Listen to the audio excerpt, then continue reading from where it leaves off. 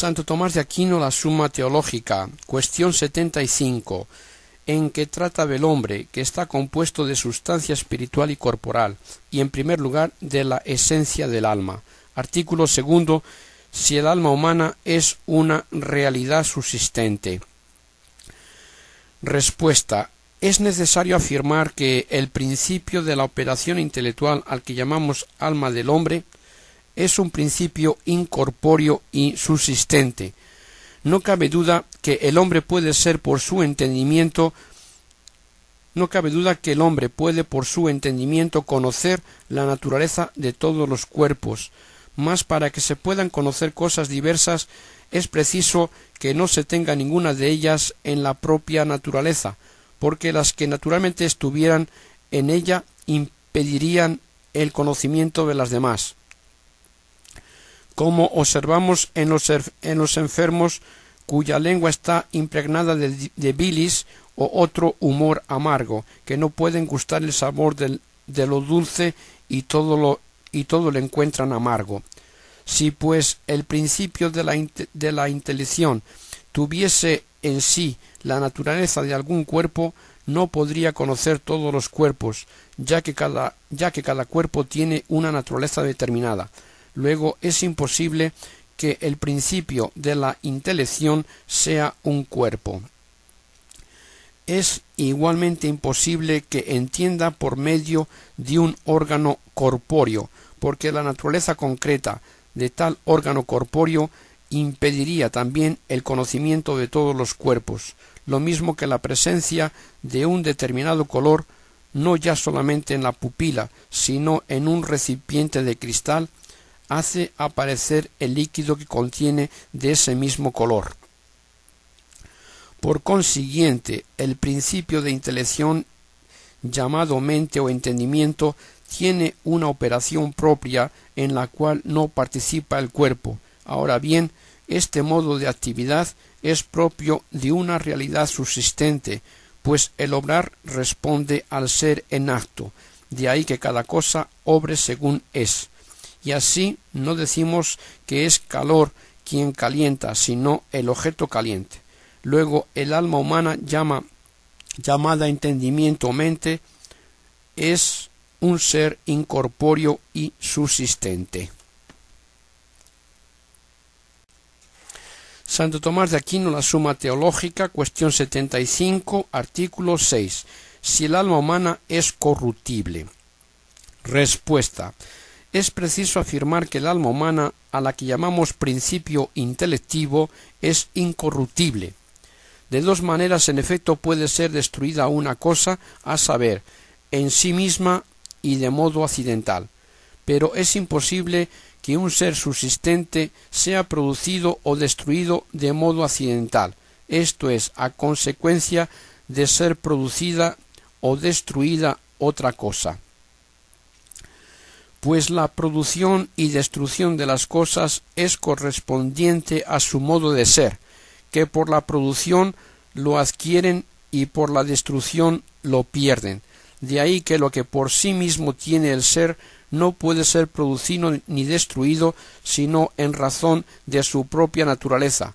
En cambio, de lo que no subsiste por sí mismo, como los accidentes y las formas materiales, se dice que es producido o destruido por efecto de la generación o corrupción del compuesto. Ahora bien, hemos visto que las almas de los irracionales no son subsistentes por sí mismas, sino sólo el alma humana. Por consiguiente, las almas de los irracionales se destruyen con sus cuerpos, mientras que el alma humana no puede ser destruida a menos de serlo en sí misma, lo cual es absolutamente imposible, no sólo tratándose de ella, sino de cualquier ser subsistente que sea solamente forma, pues lo que por esencia compete a una cosa es evidentemente inseparablemente de ella, y el ser le compete por esencia a la forma, que es acto. La materia adquiere el ser en acto por el hecho de adquirir la forma, y asimismo se destruye por el hecho de ser separada de ella. En cambio, es imposible que una forma se separe de sí misma, por tanto también lo es que la forma subsistente deje de existir. Y aun en el caso de que, como dicen algunos, el alma estuviese compuesta de materia y forma, sería también necesario afirmar que es incorruptible. En efecto, donde no hay contrariedad, no hay tampoco corrupción, ya que las producciones y corrupciones provienen de los contrarios y en ellos se verifican. De ahí que los cuerpos celestes, cuya materia no está sujeta a contrariedad, sean incorruptibles. Ahora bien, en el alma intelectiva no puede haber contrariedad alguna, ya porque recibe según su modo de ser y las cosas en ella recibidas están exentas de contrariedad, ya también porque los conceptos de cosas contrarias no son contrarios en el entendimiento, puesto que una misma es la ciencia de los contrarios. Por tanto, es imposible que el alma intelectiva sea corruptible. Y como señal de esto puede servir el hecho de que todas las cosas desean naturalmente ser del modo que son. Ahora bien, el deseo de los seres cognitivos proviene de un conocimiento, y los sentidos no conocen más que lo actualmente existente y presente al sentido, mientras que el entendimiento conoce la existencia en absoluto y abstrayendo del tiempo. Por eso todo el que posee entendimiento desea naturalmente existir siempre, mas no se puede tener inútilmente un deseo natural. Luego toda sustancia intelectual es incorruptible. Santo Tomás de Aquino, la Suma Teológica, cuestión 76, de la unión del alma con el cuerpo. Artículo primero. Si el principio intelectivo se une al cuerpo como forma. Respuesta. Es necesario afirmar que el entendimiento, principio de las operaciones intelectuales, es forma del cuerpo humano. En efecto, lo primero en virtud de lo cual obra un ser es la forma del ser al cual se atribuye la operación, así como lo primero en virtud de lo cual sana el cuerpo es la salud, y lo primero que hace que el alma tenga conocimiento es la ciencia. De ahí que la salud sea una forma para el cuerpo y la ciencia para el alma. Y la razón de esto es porque ningún ser obra sino en cuanto que está en acto. Por consiguiente, obra en virtud de aquello que hace que esté en acto. Ahora bien, es indudable que lo primero que hace que el cuerpo viva es el alma. Y como en los diversos grados de los seres vivientes, la vida se manifiesta por distintas operaciones. Lo primero en virtud de lo cual ejecutamos cada una de estas operaciones vitales es el alma. Y efectivamente el alma es lo primero en virtud de lo cual nos nutrimos, sentimos, nos movemos localmente, y también es lo primero en virtud de lo cual entendemos. Por tanto, este principio, en virtud del cual primeramente entendemos, llámese entendimiento o alma intelectiva, es la forma del cuerpo humano. Tal es la demostración dada por Aristóteles. Y si alguien se empeña en afirmar que el alma intelectiva no es forma del cuerpo, debería indicar el modo por el cual el entender es una acción de este hombre concreto, ya que cada uno experimenta ser él mismo el que entiende. Tres maneras hay, según el filósofo, de atribuir la operación a un ser. Y así se dice de una cosa que mueve u opera bien con todo su ser, que es como el médico cura, o mediante una parte de él, como el hombre ve por los ojos, o a través de algo accidental, como al decir que lo blanco edifica, por ocurrir incidentalmente que es blanco el constructor. Ahora bien, cuando decimos que Sócrates o Platón entienden, es evidente que no se lo atribuimos de modo accidental, puesto que se lo atribuimos en cuanto que son hombres, lo que se predica en ellos esencialmente. Por tanto, o bien es necesario sostener que Sócrates entiende mediante todo su ser, que es lo que pensó Platón al suponer que el hombre es el alma intelectiva, o bien que el entendimiento es una parte de Sócrates. Mas lo primero, como anteriormente hemos probado, es inadmisible, porque uno mismo es el hombre que a uno mismo porque uno mismo es el hombre que a un mismo tiempo percibe, que entiende y que siente. Y puesto que no es posible sentir sin el cuerpo, es preciso que el cuerpo forme parte del hombre, de donde se sigue que el entendimiento por el que Sócrates entiende es parte de Sócrates, y de tal manera que esté de algún modo unido a su cuerpo. No queda en pie, pues, más que la solución de Aristóteles, que cada hombre entiende porque su forma es el principio intelectivo, de modo que, por la misma operación del entendimiento, se demuestra que el principio intelectivo se une al cuerpo como forma. Y esto mismo puede deducirse analizando la naturaleza de la especie humana. En efecto, la naturaleza de cada ser se manifiesta por su operación, mas la operación propia del hombre, en cuanto hombre, es la de entender, ya que por ella trasciende a todos los animales. De aquí que Aristóteles haga consistir en ella como en la más propia del hombre su última felicidad. Por tanto, es preciso que el hombre tome su especie de lo que es principio de esta operación. Ahora bien, a los seres les viene la especie de su propia forma. Por consiguiente, es necesario que el principio intelectivo sea la forma propia del hombre. Adviértase, sin embargo, que cuanto más noble es una forma, tanto más domina a la materia corporal, y menos inmersa está en ella, y más la sobrepuja por su operación y su facultad.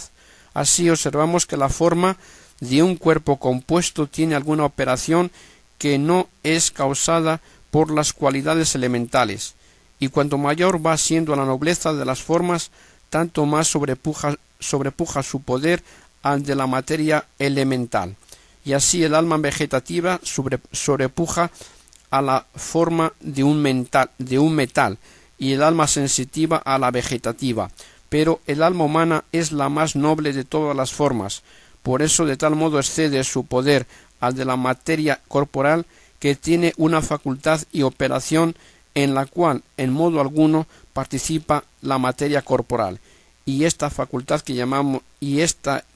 a esta facultad llamamos entendimiento.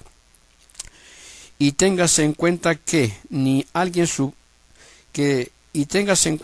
si alguien supone al alma compuesta de materia y forma, en modo alguno puede afirmar que sea forma del cuerpo, porque como la forma es acto y la materia es un ser en pura potencia, no hay manera de que lo compuesto de materia y forma pueda ser en su total entidad forma de otra cosa.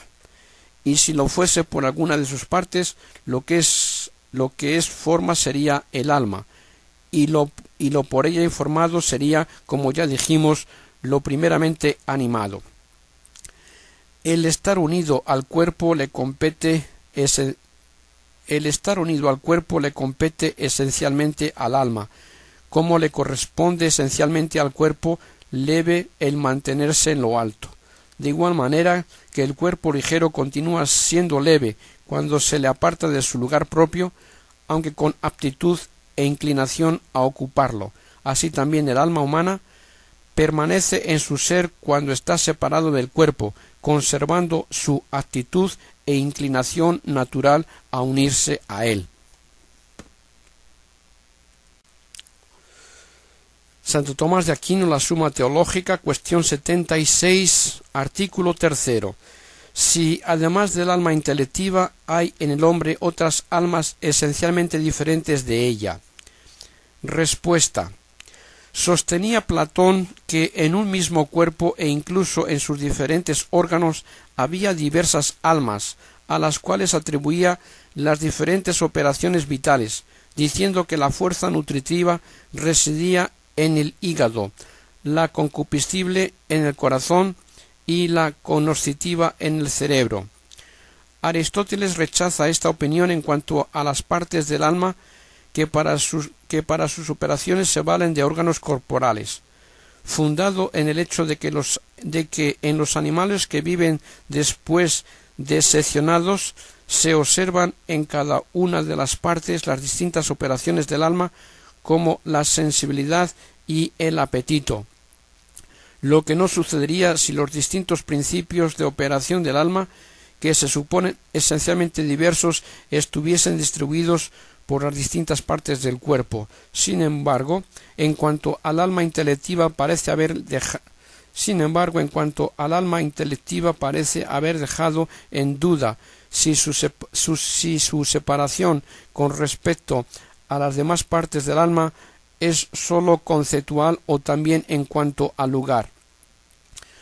Podría sin duda sostenerse la opinión de Platón con tal de suponer como él supone que el alma está unida al cuerpo no como forma sino como motor, ya que ningún inconveniente se sigue de que un mismo móvil sea movido por distintos motores, sobre todo en sus diversas partes.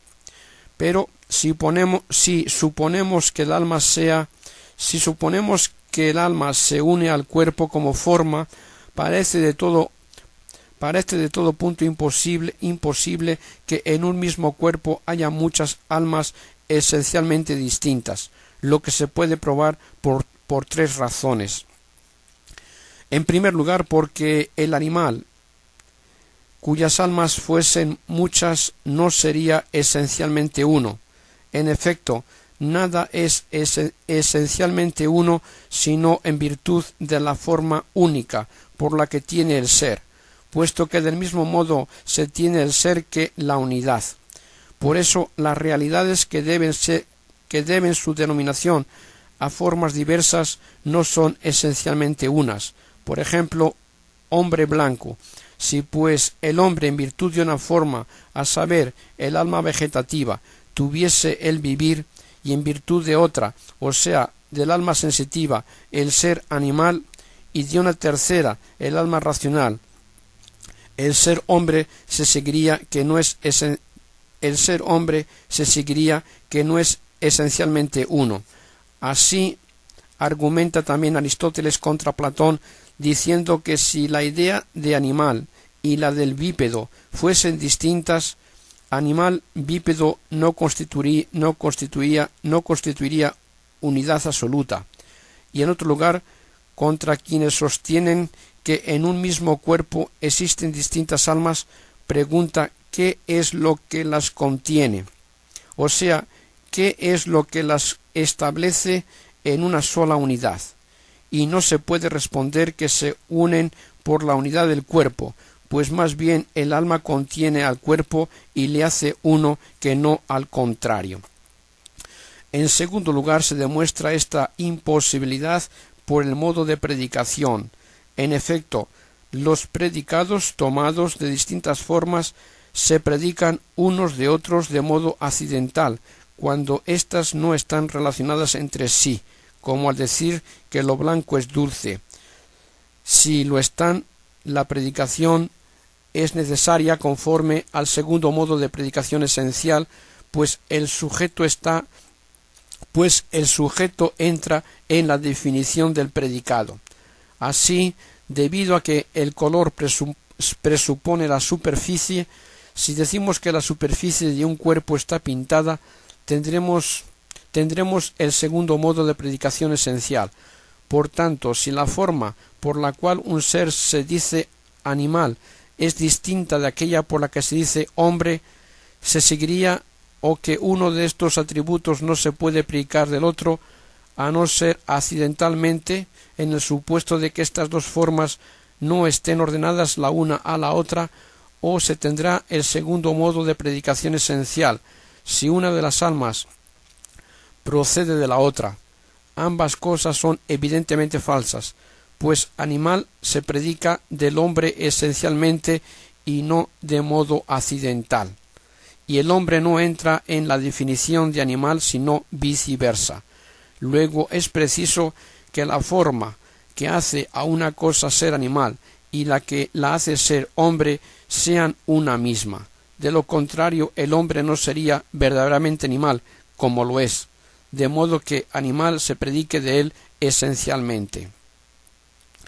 En tercer lugar, se desprende esta imposibilidad del hecho de que cuando una operación del alma es intensa, estorba a otra, lo cual de ningún modo sucedería si el principio de las operaciones no fuese esencialmente uno.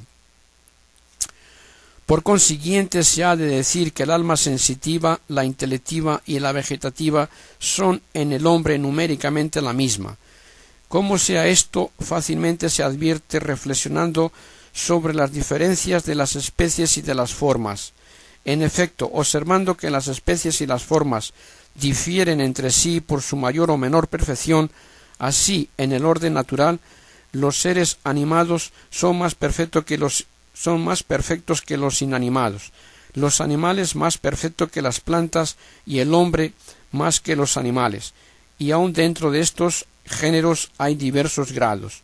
Por eso compara Aristóteles las especies de las cosas a los números, que varían de especie por la adición o sustracción de una unidad.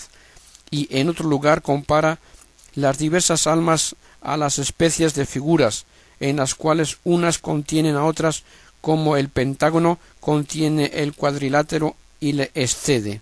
Así pues, el alma intelectiva contiene virtualmente cuanto hay en el alma sensitiva de los irracionales y en la vegetativa de las plantas. Por consiguiente, así como una superficie pentagonal no tiene una figura de cuadrilátero y otra de pentágono, ya que la primera sería superflua al estar contenida en el pentágono, así tampoco Sócrates es hombre en virtud de un alma y animal en virtud de otra, sino por razón de una sola y la misma. No es preciso que a los diversos conceptos o intenciones lógicas propias de nuestro modo de entender correspondan en la naturaleza objetos distintos, pues el entendimiento puede concebir una misma cosa de distintos modos, y puesto que, según hemos dicho, el alma intelectiva posee virtualmente al alma sensitiva y la rebasa, puede la razón concebir separadamente lo propiamente sensitivo como algo imperfecto y material, y como lo encuentra común al hombre y a los demás animales, establece con ello el concepto de género.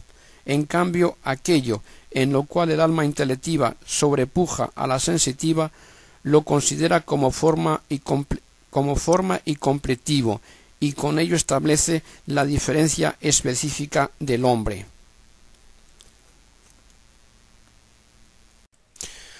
Santo Tomás de Aquino, la Suma Teológica, cuestión 77, de lo relativo a las potencias en general. Artículo primero, si la misma esencia del alma es su potencia. Soluciones. Si se toma el accidente en cuanto opuesto a la sustancia, no puede darse medio entre la sustancia y el accidente, porque se oponen como la afirmación y negación. Es decir, uno está en el sujeto y otro no. Así, no siendo la potencia del alma su misma esencia, ha de ser accidente, y se coloca en la segunda especie de cualidad. Si se toma en cambio el accidente como perteneciente a uno de los 5 universales, puede darse un medio entre la sustancia y el accidente, porque a la sustancia pertenece lo que es esencial a la cosa. Lo que está fuera de la esencia no puede ser llamado accidente, sino solamente aquello que no es causado por los principios esenciales de la especie. El propio no pertenece a la esencia de las cosas, sino que es causado por los principios esenciales de la especie. De ahí que sea el medio propiamente dicho entre la esencia y el accidente. Y de este modo podemos decir que las potencias del alma son un medio entre la sustancia y el accidente como propiedades naturales del alma. Santo Tomás de Aquino, la Suma Teológica, cuestión 79, de las potencias intelectivas, artículo 8, si la razón es potencia distinta del entendimiento. Respuesta: la razón y el entendimiento no pueden ser en el hombre potencias distintas, lo que claramente se echará de ver si se consideran sus respectivos actos. En efecto, entender consiste en la simple aprehensión de la verdad inteligible. Racionar, en cambio, es distinguir de un concepto a otro concepto para conocerla. Por eso los ángeles, que por su modo natural de ser poseen un conocimiento perfecto de la verdad inteligible, no tienen necesidad de discurrir de una noción a otra, sino que, como dice Dionisio, perciben la verdad de las cosas directamente y sin discurso. Los hombres, por el contrario, como él mismo dice, llegan al conocimiento de la verdad inteligible pasando de un concepto a otro, por lo cual se les llama racionales. Está claro, por tanto, que el raciocinar con respecto al entender es como el moverse con respecto al reposar o como el adquirir es el poseer. Lo primero es propio del ser imperfecto, lo segundo del ser perfecto. Y puesto que el movimiento parte siempre de la inmovilidad y termina en el reposo, se sigue que el raciocinio humano, cuando sigue un proceso de investigación o invención, parte de ciertas verdades de inmediato entendidas, que son los primeros principios, para volver después por vía de juicio resolutorio a comprobar con esos mismos principios las verdades halladas. Ahora bien, es indudable que el reposo y el movimiento no se reducen a potencias diversas, sino a una y la misma potencia, incluso en los seres naturales, puesto que en virtud de un mismo principio se mueve localmente una cosa y permanece quieta en un lugar. Con mucha mayor razón, por tanto, en virtud de una misma potencia, entendemos y raciocinamos, y así queda claro que el entendimiento y la razón son en el hombre una misma potencia. Santo Tomás de Aquino, la Suma Teológica, cuestión 82, de la voluntad, artículo 3, si la voluntad es potencia más excelente que el entendimiento. Respuesta: la superioridad de una cosa con relación a otra puede considerarse en dos aspectos, absoluta y relativamente. Una cosa es en absoluto tal por lo que es en sí misma, y relativamente tal como por comparación a otra. Pues bien, si el entendimiento y la voluntad se consideran en sí mismos, el entendimiento es más excelente como se desprende de la mutua comparación de sus objetos. En efecto, el objeto de la inteligencia es más simple y absoluto que el de la voluntad, toda vez que el objeto del entendimiento es la razón misma de bien apetecible, cuyo concepto se encuentra en el entendimiento. Ahora bien, cuando una cosa es más simple y abstracta, tanto más noble y elevada es en sí misma. Por lo tanto, el objeto del entendimiento es más excelente que el de la voluntad, y como la naturaleza de una potencia depende de la ordenación a su objeto, síguese que la inteligencia de suyo y en absoluto es más excelente y noble que la voluntad. En cambio, relativa y comparativamente, la voluntad es a veces más excelente que la inteligencia, a saber, cuando el objeto de la voluntad está en una realidad más noble que el objeto del entendimiento. De igual modo que podemos decir que el oído es en cierto aspecto más noble que la vista, en cuanto que la cosa sonora percibida es más perfecta que la realidad sujeto del color, si bien éste es más noble y más simple que el sonido. Como más arriba se dijo, la acción del entendimiento consiste en que la formalidad o concepto de la cosa conocida se encuentre en el cognoscente. En cambio, el acto de la voluntad se perfecciona por el movimiento hacia la cosa tal como es en sí. Por eso dice el filósofo que el bien y el mal son el objeto de la voluntad, están en las cosas. Lo verdadero y lo falso, que son el objeto del entendimiento, están en la mente. Por tanto, cuando la realidad en la que se encuentra el bien es más noble que el alma misma en la que se encuentra el concepto de tal realidad, tenemos por comparación a esta realidad que la voluntad es más noble que el entendimiento. Sin embargo, cuando la realidad en que se encuentra el bien es inferior al alma, entonces por comparación a tal realidad el entendimiento es superior a la voluntad. Por esto es preferible amar a Dios que conocerle, y viceversa. Mejor es conocer las cosas corporales que amarlas. No obstante, el entendimiento es en absoluto más noble que la voluntad. Santo Tomás de Aquino, la Suma Teológica, cuestión 84, cómo el alma unida al cuerpo entiende las cosas corporales que le son inferiores. Artículo primero. Si el alma conoce intelectualmente los cuerpos. Respuesta. Diremos para esclarecer esta cuestión que los primeros filósofos que investigaron la naturaleza de las cosas pensaron que nada existía en el mundo sino los cuerpos, y como veían que todos los cuerpos eran móviles y los creían en un continuo fluir, opinaron que ninguna certeza podíamos tener acerca de la verdad de las cosas. Pero lo que está en continuo fluir no puede ser aprendido con certeza, ya que desaparece antes de que sea juzgado por la mente.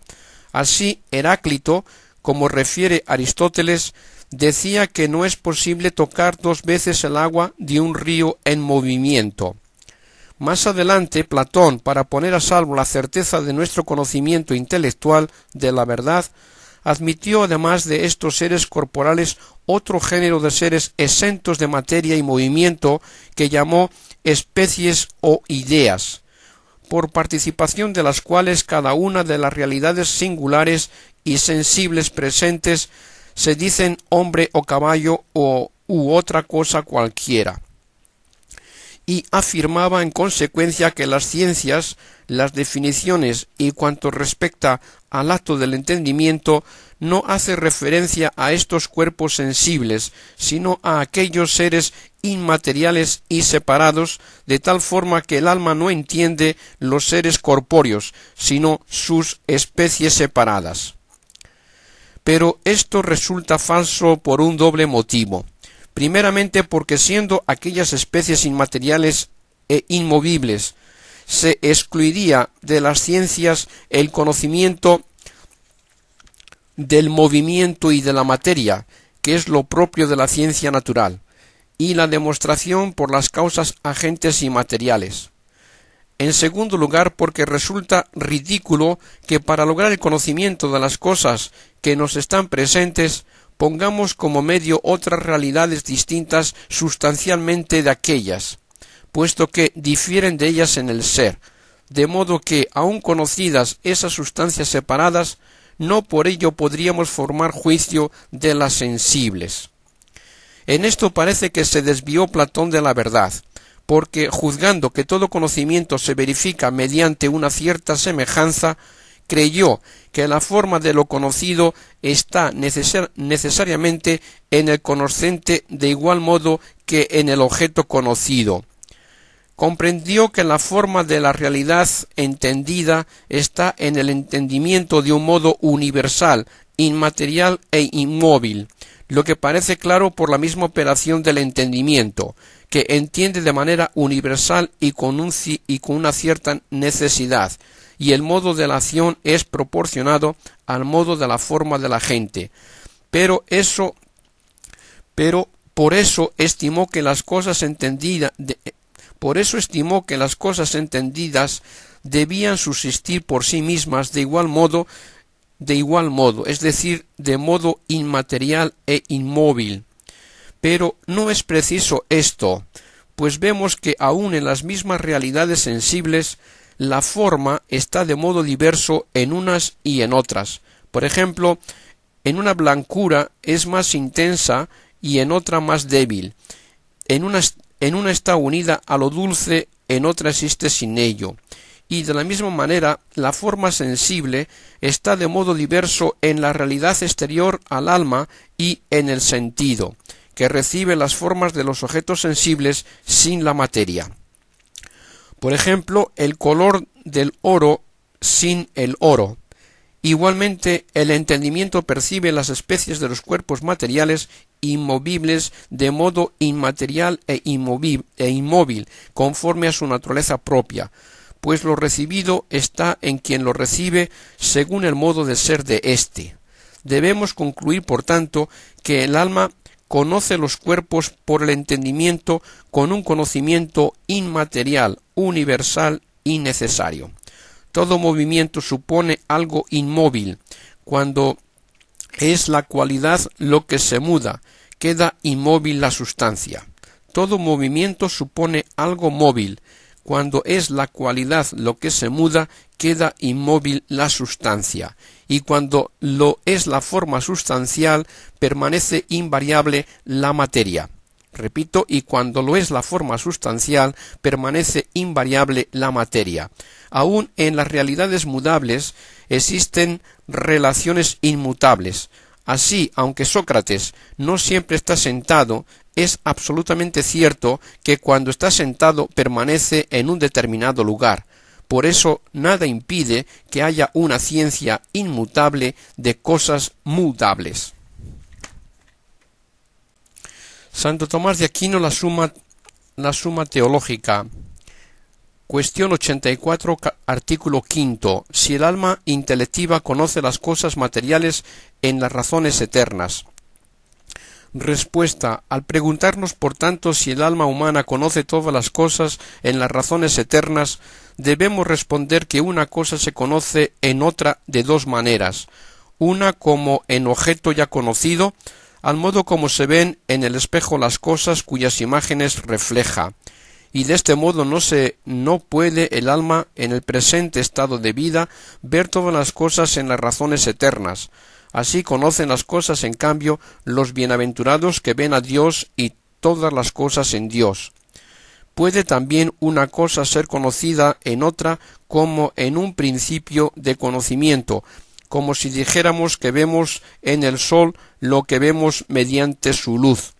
Y en este sentido es necesario afirmar que el alma humana conoce las cosas en las razones eternas por cuya participación lo conocemos todo, pues la misma luz intelectual que hay en nosotros no es más que una cierta semejanza participada de la luz increada, en la cual están contenidas las razones eternas.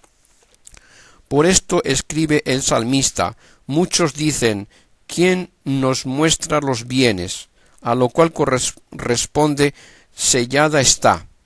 Señor, sobre nosotros la luz de nuestro... Sellada está, Señor, sobre nosotros la luz de tu rostro. Que es como decir, en virtud del sello de la luz divina en nosotros, se nos dan a conocer todas las cosas. Sin embargo, como además de la luz intelectual necesitamos para conocer las cosas materiales, de las especies inteligibles que nos vienen de los objetos mismos, síguese que no conocemos las cosas materiales por sólo la participación de las razones eternas, al modo como decían los platónicos, que la sola participación de las ideas era suficiente para tener ciencia. Por ello dice San Agustín: ¿acaso porque los filósofos demuestren palmariamente que todo lo temporal fue hecho en virtud de las razones eternas, han podido ver en ellas o deducir de ellas cuántas son las especies de animales y cuáles los principios germinales de cada uno? ¿No acudieron más bien a la historia de lugares y épocas? Y que San Agustín no entendió que todas las cosas no son conocidas,